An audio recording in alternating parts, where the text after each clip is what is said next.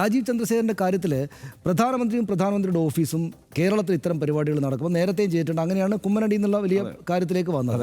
അപ്പോൾ ഈ കുമ്മനം രാജശേഖരനും അങ്ങനെ ചെയ്തിട്ടുണ്ട്. അപ്പോൾ അവർക്കൊരു അവസരം കൊടുക്കുകയാണ്. നിങ്ങൾ എങ്ങനെയെങ്കിലുമൊക്കെ ആയിട്ട് ഈ സംഗതിയുടെ മുൻനിരയിലേക്ക് വരൂ എന്ന് പറഞ്ഞിട്ട് നമ്മൾ പഴയ കോളേജ് ഇലക്ഷനൊക്കെ ആളുകളെ പിടിച്ച് മുന്നോട്ട് വരുന്നോളം നിർത്തുകയാണ്. പക്ഷെ അത് ഗ്രേസ്ഫുള്ളി കൈകാര്യം ചെയ്യാൻ ഇദ്ദേഹത്തിന് സാധിച്ചില്ല.